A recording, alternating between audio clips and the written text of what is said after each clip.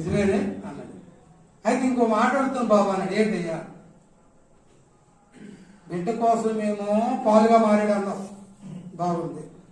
బిడ్డల కన్నా తల్లి కోసం పళ్ళు లేకుండా చేశాడు అన్నాం, ఇదే బాగుంది. ఇప్పుడు నాకు 92 ఏళ్ళు వచ్చాయి, నాకు ఒక పన్ను లేదని ఊడిపని, ఏమి నేను బిడ్డను కానా అన్నాడు. మీకు అర్థమైందా? అయితే నువ్వు నాన్ వెజ్ తింటావా అన్నాను. తింటాను. మానరా మానరా మానరా అని చెప్పావు, ఎప్పటికీ నువ్వు మానలేదు. ఎప్పటికీ నువ్వు మానకపోతే ఏం చేయాలా? పళ్ళు తీసి తిప్పాడు. జ్యూస్ వేసుకుని తాగాలి, మాంసం జ్యూస్ వేసుకుని తాగాలి తప్ప నేను తింటాను అవడం కావాలి.